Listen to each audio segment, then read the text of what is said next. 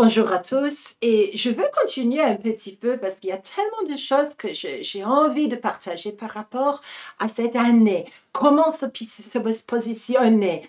Quelle est la pensée profonde de Dieu pour qu'on puisse s'aligner avec lui, avec sa volonté et avec les anges, qu'on puisse être positionnés ensemble dans cette saison. Je suis sûre et certaine que vous avez le même désir que moi.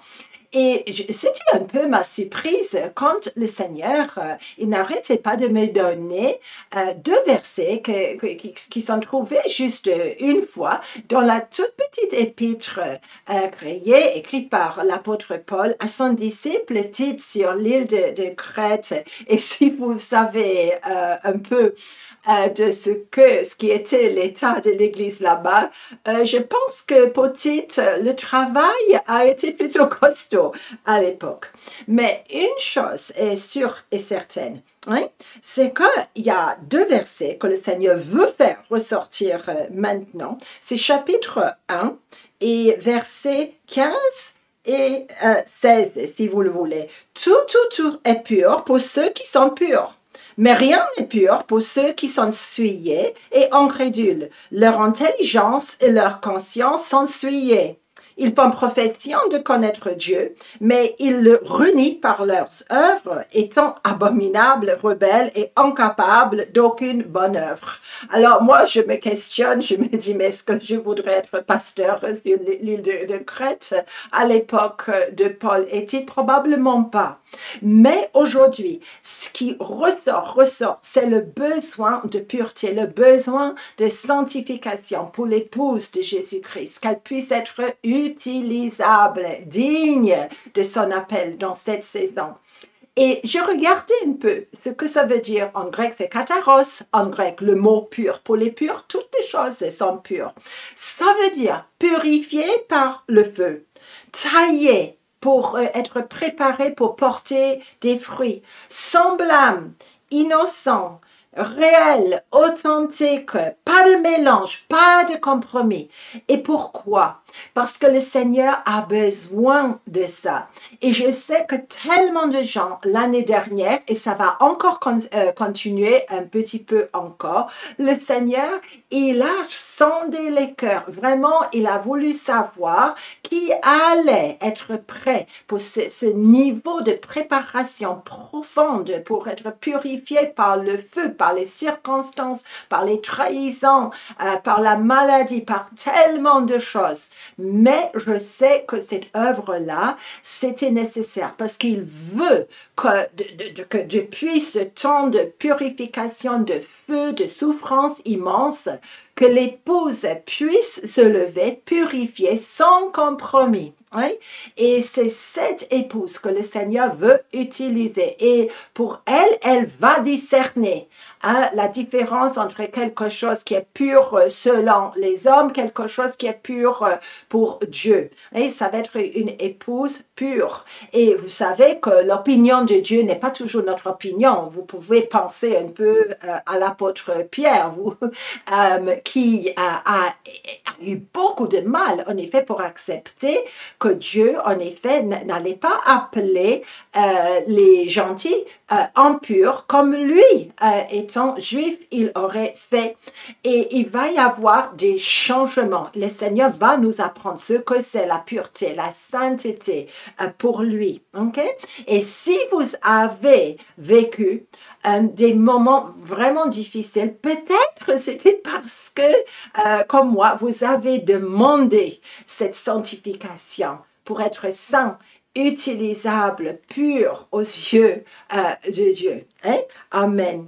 Et pourquoi? Pourquoi? Parce que si on met tout cela, toute l'œuvre de Dieu pour la purification de son Église, pour vraiment pour pouvoir avoir ce discernement de voir aux yeux de Dieu ce qui est pur, ce qui n'est pas impur, on va en avoir besoin. Pourquoi? Parce que dans les nations, et oui, je vais parler un peu des nations, sans nommer beaucoup de nations, peut-être dans une prochaine vidéo je vais faire. Pourquoi? Parce que ces derniers croyez-moi, je vois beaucoup de nations qui vont carrément cesser d'exister. Hein? Des nations qu'on connaît, qui ont un nom, soudain, ces nations vont disparaître. Et j'ai vu dans une vision, je dois dire que ça m'a terrifié un peu, j'ai vu des frontières, comme une frontière nationale, vous voyez, tellement bien démarquées sur la carte de ce monde. Et je voyais certaines frontières qui avaient commencé à frémir de crainte. Pourquoi? Parce que bientôt, ces frontières que nous, on connaît, ça va disparaître, ça va être secoué, ça va être secoué par la crainte, les circonstances, ça va changer. Je vois beaucoup de traites, je vois beaucoup de compromis dans les nations. Je vois une confusion et vous savez quoi? Dieu permet cette confusion. Hein? Je pense que j'ai mentionné dans plusieurs vidéos, c'était à peu près, c'était le mois d'octobre, où le Seigneur m'a donné beaucoup de choses pour les nations. Et ça va prendre forme maintenant. Et j'ai vu comme un étendard, où normalement un étendard a un drapeau. C'est notre identité, peut-être notre nation, c'est notre drapeau national. Et j'ai vu en effet des étendards où le drapeau n'y était plus. Et je me suis dit, mais voilà, ça veut dire quoi exactement? J'ai vu beaucoup de gens qui allaient très vite et assez facilement retourner leur veste. Et dans le corps de Jésus-Christ, je vois malheureusement la même chose. Hein? J'ai vu des compromis, j'ai vu des gens abandonner leur position dans les nations et malheureusement, par extension, chez nous aussi. Ils vont faire simplement ce qui est avantageux. Et j'ai vu des leaders dans ce monde en train de dormir ensemble. Mes excuses, mais c'était ça la vision. Deux leaders dans le même lit. Mais c'est pas un amour, hein? C'est même pas une amitié. C'est simplement avantageux de signer des décrets, des traités ensemble pour l'avantage mutuel. Voilà. Nous allons être choqués. Et si vous pensez que vous avez tellement vu des choses maintenant que c'est plus possible d'être choqué, attendez un petit peu parce que ça peut toujours arriver. Et j'ai décrit une scène que le Seigneur m'a montrée le mois d'octobre. C'était pour le Moyen-Orient. Hein? Et j'ai vu où on a une triple frontière. Normalement, c'est la Syrie, le Liban, et puis il y a Israël. Et il y a le mont, la chaîne de montagnes, l'Hermon là, où j'avais vu pour la première fois cette image de l'étendard, les uniformes et des armes carrément abandonnées. Est-ce que j'ai compris? Non, j'ai compris par les événements récents. Bien sûr qu'il y a des gens qui ont abandonné leurs uniformes et leurs armes parce que les gens qui avaient eu tout le pouvoir l'avaient perdu et c'était plus avantageux de porter l'uniforme de la partie perdante. On comprend. Mais la chose importante, c'était de voir pas l'action forcément sur la terre, c'est important, je vous le donne, mais beaucoup plus intéressant de voir ce qui arrive avec les armées angéliques. J'ai vu également une confusion où les princes des cieux étaient là, mais habillés en blanc, et Satan, il a le beau parler, il aime bien qu'on signe des traités, tout ça.